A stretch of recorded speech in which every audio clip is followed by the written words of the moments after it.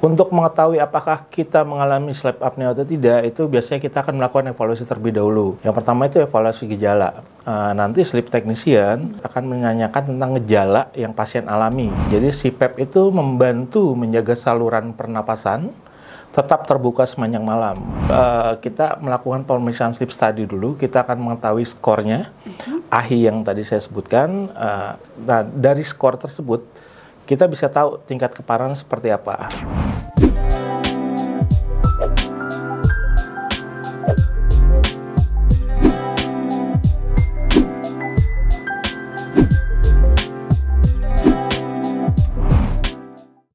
Halo semuanya, kembali lagi nih bersama kami di channel YouTube Galeri Medika. Saya Ricci sebagai host dan hari ini kita akan membahas topik yang sangat penting nih, terutama bagi teman-teman yang sering mengalami gangguan tidur seperti ngorok atau sleep apnea.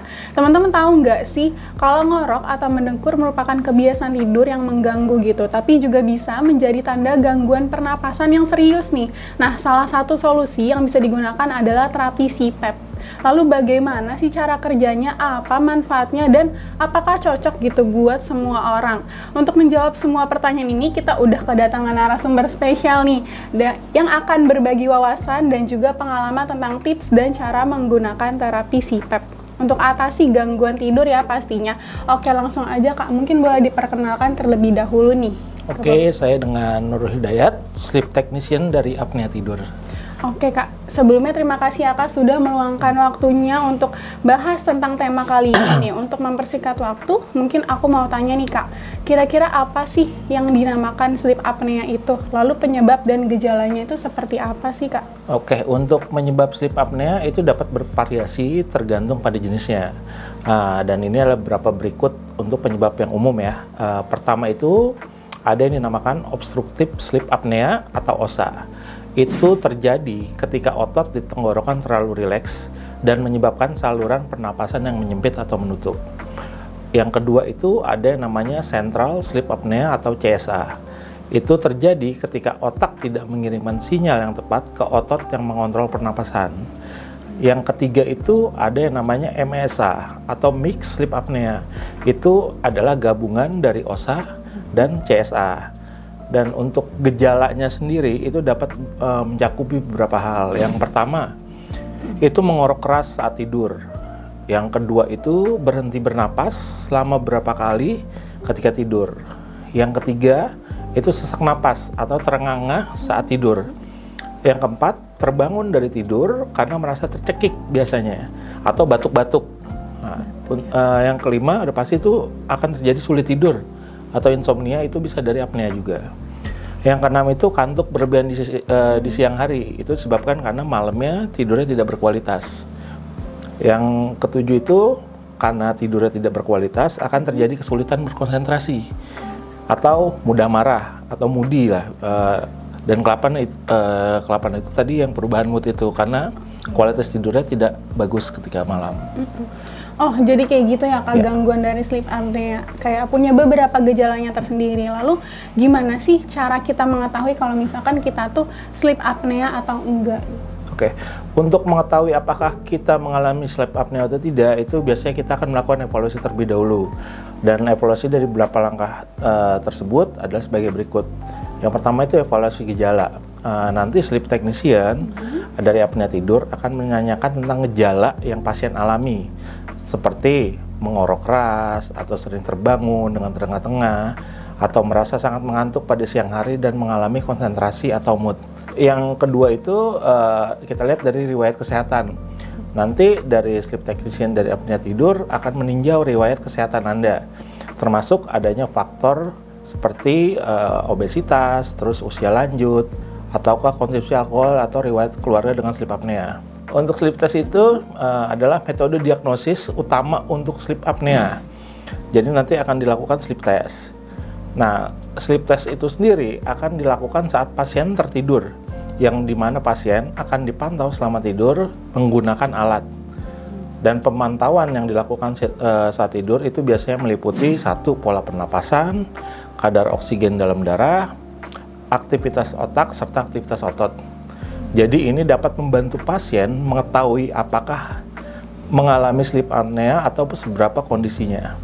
Dan hasilnya akan menunjukkan nilai AHI atau kependekan dari apnea hypopnea index, yaitu berupa skor dari tingkat keparahan kondisi sleep apnea tersebut. Oke Kak, jadi setelah kita melakukan sleep test, kita akan bisa mengetahui ya Kak skor tidur kita gitu. Dan bisa mengetahui juga nih tingkat keparahan dari sleep apnea-nya sendiri. Nah, lalu untuk terapi sleep apnea yang efektif, seperti apa sih Kak? Aku mau tanya. Oke, yang pertama itu betul kita melakukan pemeriksaan sleep study dulu. Kita akan mengetahui skornya, AHI yang tadi saya sebutkan. Nah, dari skor tersebut, kita bisa tahu tingkat keparahan seperti apa. Karena beda skor itu yang dihasilkan beda juga untuk cara penanganan sleep apnea sendiri. Dari saya ada tips berapa cara efektif untuk menangani sleep apnea. Salah satunya adalah perubahan gaya hidup dan menggunakan terapi medis seperti CPAP.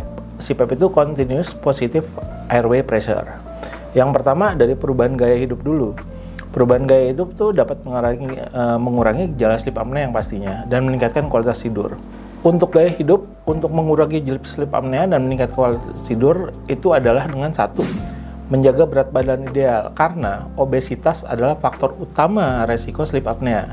Jadi dengan menurunkan berat badan melalui pola makan yang sehat dan olahraga teratur dapat membantu.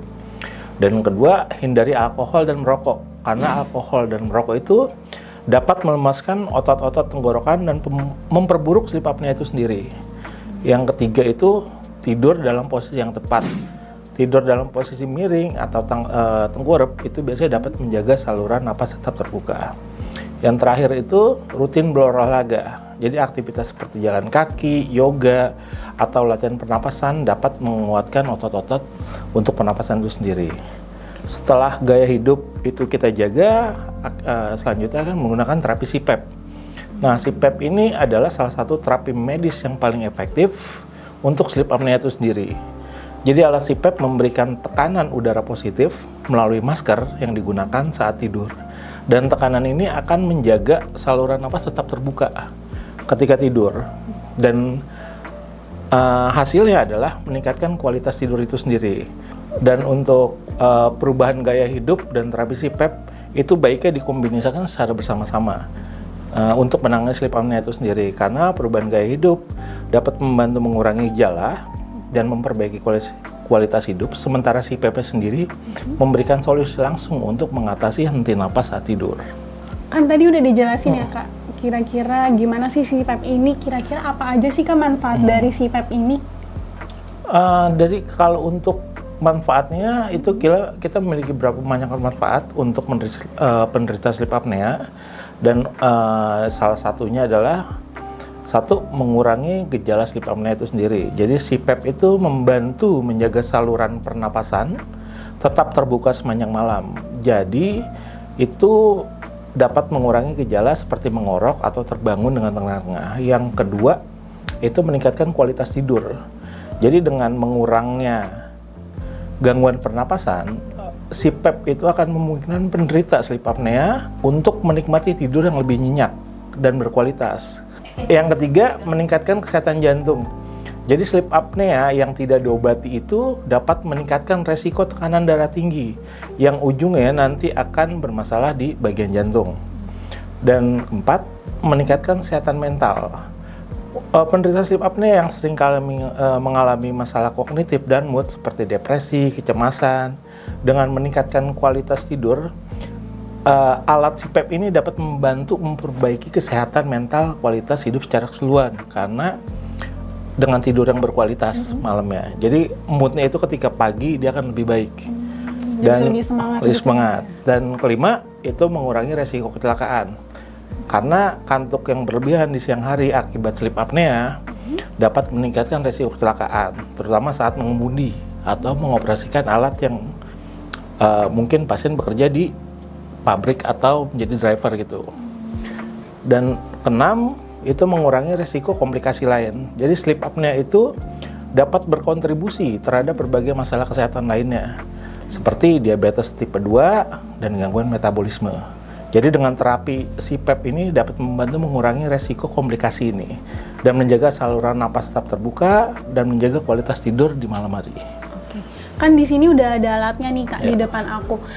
Untuk terapi CPAP sendiri gitu, boleh dijelasin nggak sih Kak produknya itu seperti apa?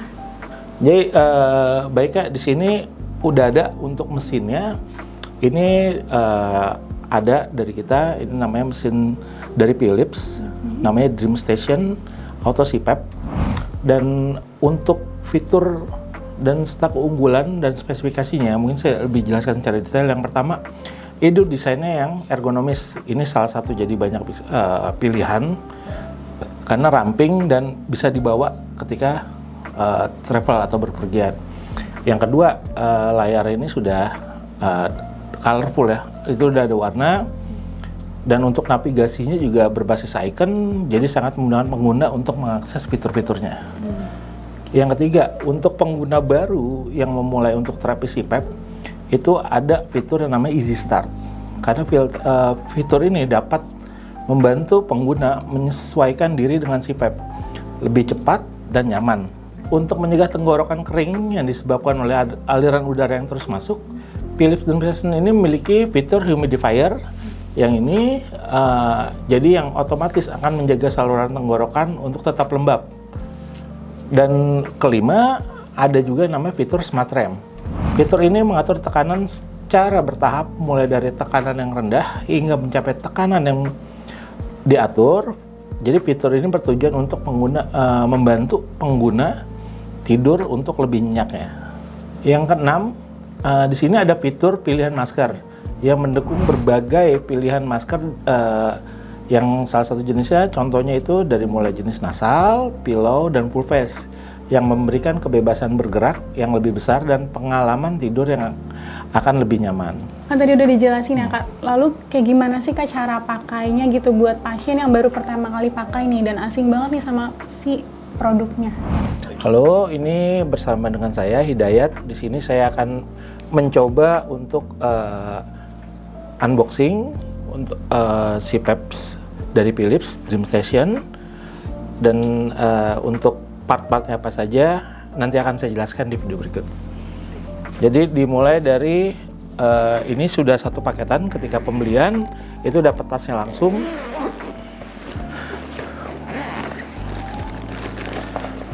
Untuk isinya sendiri itu nanti ada tubing ukuran 15 mm, ada unit CPAP, dan kabel powernya.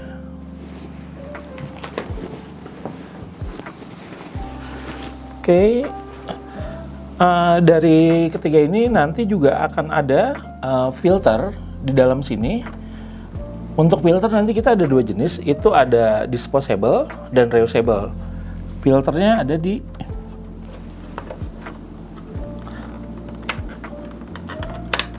bagian sini. Ini untuk filternya. Dan selanjutnya untuk cara pemasangannya, yang pertama itu nanti kita isi dulu air di dalam chamber humidifier ini. Untuk caranya tinggal dibuka aja, pencet bagian atasnya, dan ini nanti bisa diambil untuk si chambernya ini. Untuk chamber nanti ada ukurannya. Ini ada ukuran ketinggian air, batasnya ada max. Jadi untuk ukuran air tidak boleh melebihi batas maksimal untuk ukuran chamber ya. Ini akan saya coba isi untuk airnya.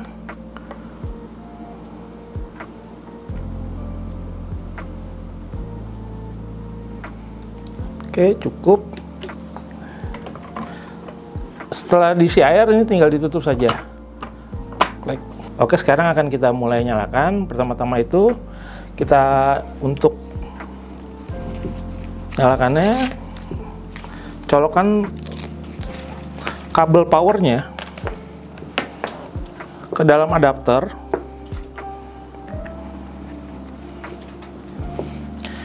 Dan untuk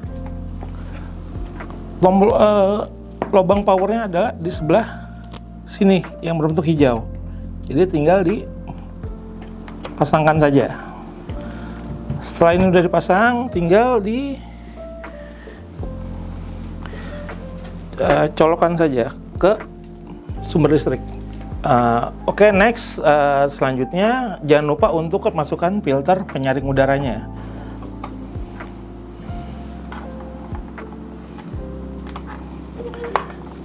Setelah semuanya sudah, dari powernya sudah nyala, filternya sudah terpakai, tinggal menyambungkan tubing atau selang ke dalam maskernya. Untuk masker, untuk ukuran tubing sendiri ini diameternya itu 15 mm, dan untuk Philips ini ada beberapa jenis tubing. Dia ada ukuran 12, 15 sampai dengan 22. Cuma yang dapat satu paketan ini ukuran yang 15 mm.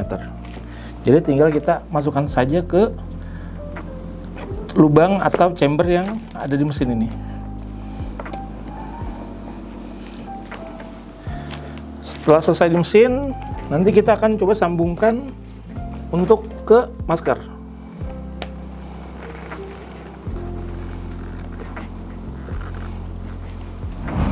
Next, kita akan masuk ke settingan awal setelah mesin dinyalakan. Untuk yang pertama, ketika di awal itu akan settingannya itu dia akan tampil di user interface. Kenapa user interface? Karena ada settingan masuknya aja. Dan karena di sini alat ini untuk pertama kalinya harus disetting waktu dan bahasanya, ini kita harus masuk ke menu aslinya dia. Jadi dia ada dua menu, ada user interface sama menu aslinya. Jadi untuk masuk ke menu aslinya itu dipencet bagian atas sama bawah itu berbarengan sampai icon di sini itu berubah.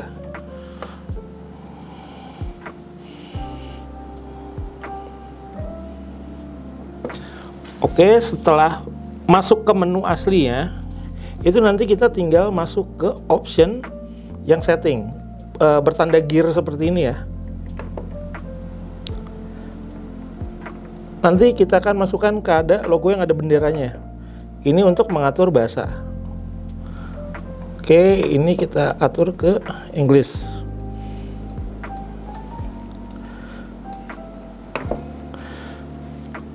Setelah kita setting untuk bahasanya, baru kita akan setting untuk terapi. Dan untuk terapi itu sendiri, jika memang ada prescription dari dokter, itu kita bisa langsung masukkan.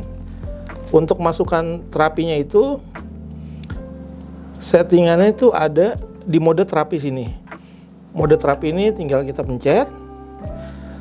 Dan untuk modenya sendiri, itu ada dia mode auto CPAP, C-check, dan CPAP. Udah, setelah itu ada yang namanya OptiStart. OptiStart ini dia fitur dari Philips yang setelah dipakai 30 jam, dia nanti akan mencari rata-rata pasien ini menggunakan tekanan di angka berapa.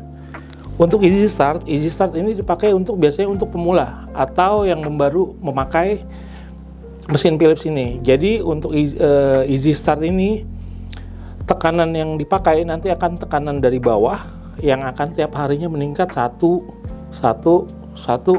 sepanjang hari sampai akhirnya dibutuhkan tekanan yang dibutuhkan oleh pasiennya.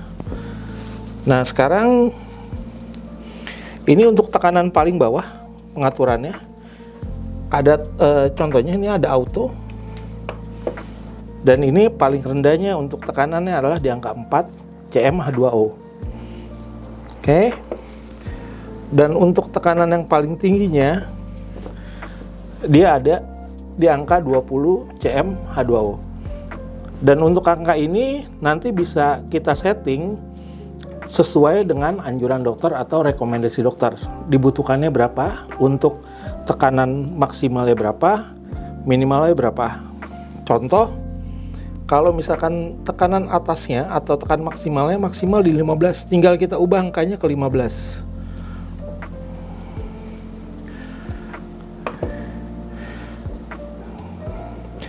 Dan bawahnya misalkan harus tekanannya itu di angka 6, tinggal kita naikin ke 6. Next, selanjutnya kita akan coba setting di comfort atau kenyamanannya. Tadi kan sudah di bagian terapinya, sekarang kita setting di bagian comfortnya. Yang pertama itu ada logo bergambar A, itu adalah humidification. Di sini ada dua mode, adaptif dan fix. Maksudnya adaptif itu adalah nanti suhu ruang mesin humidification-nya Philips DreamStation ini dia akan menyesuaikan dengan suhu ruangan yang ada. Jadi jika suhu ruangannya itu terlampau dingin, dia akan otomatis menyala dan akan menghangatkan air yang ada dalam chamber. Jadi ketika digunakan itu tetap nyaman dipakai oleh pasien. Next, untuk suhu atau humidifier ini ada yang namanya mode fix. Fix ini jadi dia suhunya itu stabil di dalam chamber, jadi tidak akan berubah. Dan biasanya yang sering dipakai itu adalah yang adaptif, karena ini nanti menyesuaikan dengan suhu ruangan. Next ini adalah humidifier atau tingkat kelembapan yang akan digunakan. Dia skalanya ada dari 1 sampai 5. 1 ini paling kering dan 5 ini paling basah. Tapi untuk disarankan ya, kita cukup memakai di angka 3 saja. Karena itu di tengah-tengah, jadi tidak terlalu kering dan tidak terlalu basah. Karena efeknya kalau terlalu kering pasiennya nggak nyaman. Kalau terlalu basah, nanti efeknya adalah tubing dan masker akan cepat kotor. Jadi cukup pakai di angka 3 aja. Selanjutnya itu ada rem time. Kalau rem time itu adalah waktu jeda antara unit ini dinyalakan dan pasien tidur. Biasanya rem time ini waktunya itu menyesuaikan pasien. Pasien ini apakah dia yang gampang tidur atau pasien ini yang susah tidur. Kalau yang gampang tidur, mungkin waktunya bisa kita pendekkan. Dan yang susah tidur mungkin kita akan panjangkan. Jadi untuk rem time ini sendiri, ini hitungannya per menit. Paling cepat itu 5 menit. Paling lama itu 40. Nah, selanjutnya itu ada flex. Flex itu tingkat kenyamanan yang dipakai. Dan di sini ada A-flex, ada off, ada C-flex. Nah, yang sering dipakai itu adalah A-flex atau adaptive flex. Ini yang akan sering digunakan. Dan ada tingkatan settingannya 1 sampai 3.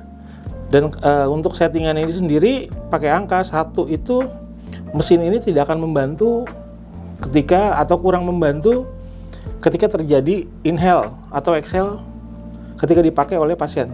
Jadi akan sedikit lebih berat. Untuk angka yang paling tinggi itu 3. Jadi si alat ini ketika dipakai terjadi inhale dan ketika exhale dia akan turun sedikit. Jadi akan lebih memudahkan pasien ketika memakai si PEP ini. Jadi biasanya untuk settingannya dipakai di angka 3. Next, setelah alat semua sudah kita setting, sekarang saya akan menunjukkan bagaimana cara memasang maskernya. Untuk masker di sini ini tinggal kita masukkan aja. Pertama ke lubang hidung, nanti tinggal ditarik seperti ini dan kencangkan. Dan untuk penyenangannya ada di strap di bagian belakang, tinggal menyesuaikan saja kenyamanan atau keinginan yang dipakai untuk kencangnya sendiri. Selanjutnya kita akan memasukkan tubing atau selang ke dalam masker. Dan pastikan tidak ada yang leak di bagian hidung. Jadi pastikan semuanya benar-benar tertutup. Ketika sudah dirasa tidak ada yang leak, baru kita tinggal mengoperasikan mesinnya. Next, setelah semuanya alat sudah dipasang, tubing sudah dipasang, dan masker sudah dipasang, sekarang tinggal kita menyalakan atau aktivasi untuk tekanannya. Itu tinggal pencet di bagian tombol atas ini. Dan dia akan otomatis tekanannya itu akan mulai. Dan nanti jika ada kebocoran atau udara yang keluar dari masker, dia biasanya akan menimbulkan bunyi. Mungkin untuk bunyinya akan seperti ini. Itu menunjukkan bahwa udara ada yang leak ketika kita masang masker, dan harus membenarkan posisi masker itu sampai akhirnya suara itu atau udara itu nggak leak. Nah kan tadi udah dijelasin ya Kak, dari segi fitur dan juga cara menggunakannya. Aku mau tanya lagi nih Kak, untuk menggunakan alat ini apakah harus ada rekomendasi dari dokter gitu Kak, atau bisa pakai tanpa rekomendasi dokter? Iya Kak, untuk penggunaan CPAP Philips Dream Session ini itu harus dengan resep dokter tentunya, karena untuk mengetahui batas minimum dan maksimum tekanan yang diberikan, dan itu harus diatur sesuai dengan kebutuhan medis, dan setiap masing-masing orang itu nanti akan berbeda. Beda ya Kak, jadi setiap masing-masing orang itu akan berbeda. Ya. Boleh dijelasin nggak sih Kak, apa perbedaan dari CPAP sendiri dan auto CPAP pada alat ini? Jadi untuk perbedaan kedua mode ini, mungkin saya akan lebih jelaskan sedikit. Kalau CPAP itu modenya itu fix atau tetap aliran udara yang akan diberikan sepanjang malam, dan biasanya akan diresepkan oleh dokter untuk tekanannya. Sedangkan kalau untuk mode auto CPAP itu berbeda dengan mode CPAP biasa. Kalau auto CPAP itu tekanannya dinamis.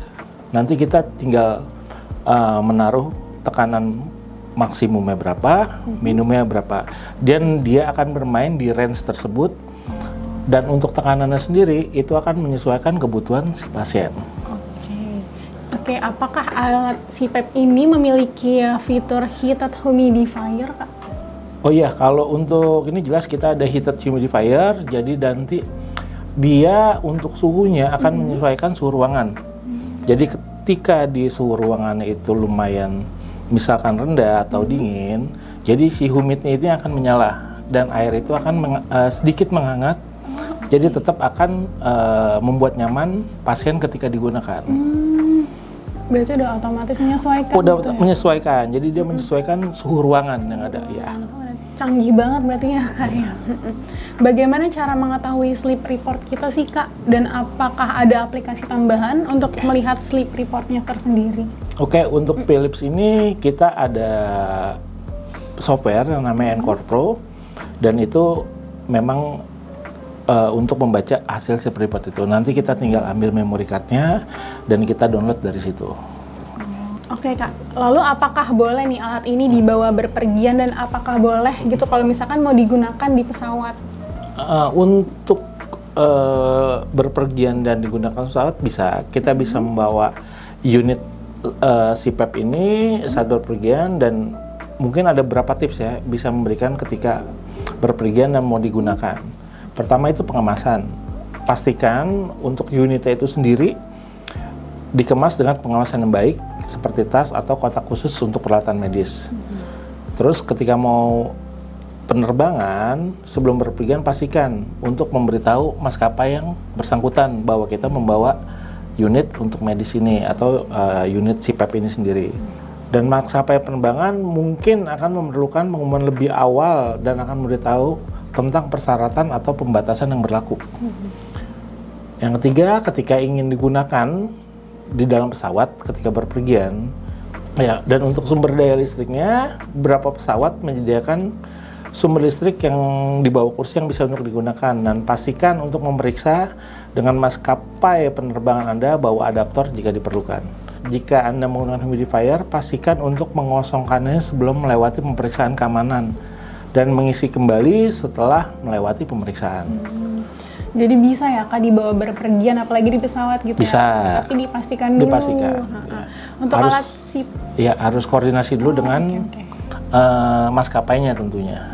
Siap. Untuk alat CPAP ini memiliki jenis masker apa aja sih Kak?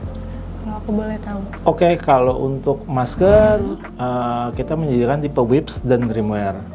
Jadi untuk WIPS itu sendiri, masker minimal kontak nasal yang dirancang untuk kenyamanan maksimal.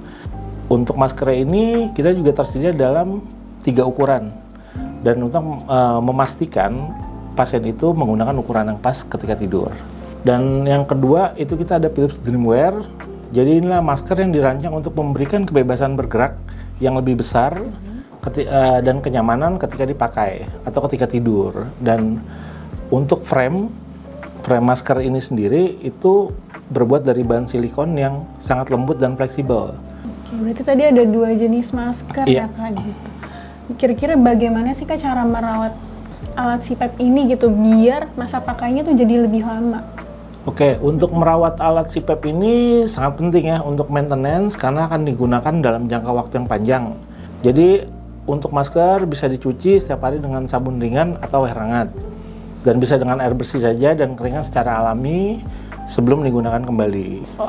Yang kedua itu membersihkan humidifier. Yang pertama itu kosongkan dan bersihkan tangki air humidifier setiap hari. Ketika selesai dipakai, gunakan air sabun atau air hangat untuk mencucinya. Setelah mencuci bersih, dikeringkan, baru isi tangki lagi dengan distill water atau air penyulingan untuk menghindari penumpukan mineral. Oke, yang ketiga itu membersihkan filter udara. Di sini ada 2 filter, satu filter reusable, satu filter disposable. Untuk reusable sendiri itu bisa dicuci mungkin setiap 2 minggu sekali. Itu bisa dicuci dengan menggunakan sabun biasa atau air saja. Dan untuk yang disposable itu harus diganti sesuai petunjuk itu 2-3 bulan sekali. Tapi itu tergantung dari tingkat kotornya itu sendiri karena tiap daerah itu biasanya kondisi udaranya berbeda-beda. Bisa sebulan langsung kotor. Tapi kalau udah langsung kotor itu langsung diganti. Biasanya nggak harus menunggu 2-3 bulan. Oke, untuk yang keempat itu membersihkan selang atau tubing.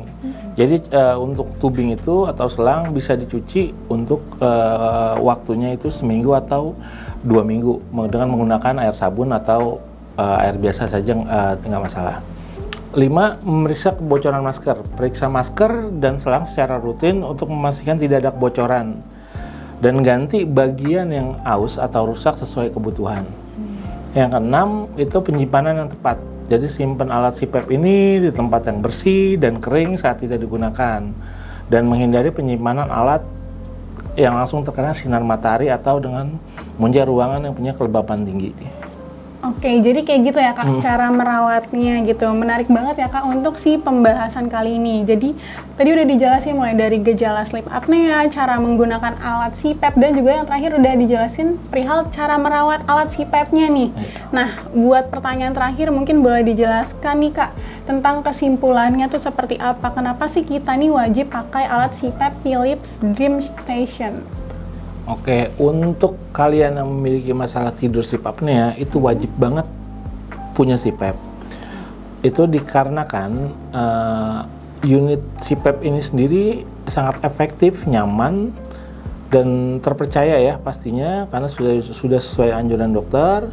Yang pastinya dengan CPAP Philips DreamStation kalian bisa mendapatkan tidur yang lebih nyenyak, tubuh yang lebih segar, dan kesehatan yang lebih baik tentunya. Oke Kak Dayat, terima kasih ya Kak untuk kesimpulannya tadi. Terima kasih juga Kak Dayat sudah meluangkan waktunya nih, sudah menjelaskan produk CPAP ini secara detail. Nah, itu dia tips dan manfaat terapi CPAP untuk mengatasi gangguan tidur akibat mendengkur atau sleep apnea nih. Dengan menggunakan CPAP secara rutin, kualitas tidur bisa jauh lebih baik dan tubuh merasa berbeda di pagi hari. Tapi jangan lupa ya teman-teman, selain CPAP, menjaga pola hidup sehat juga sangat penting nih. Nah, buat teman-teman yang punya pertanyaan mengenai alat ini, bisa langsung aja nih tulis di kolom komentar. Atau bisa juga hubungi kami di nomor yang tertera pada deskripsi video di bawah ini ya. Jadi jika teman-teman tertarik ingin membeli produk ini, teman-teman bisa kunjungi web resmi kami di galerimedica.com. Jangan lupa juga buat like, share, dan subscribe biar nggak ketinggalan info kesehatan lainnya dari Galeri Medica nih. Sampai jumpa di video berikutnya.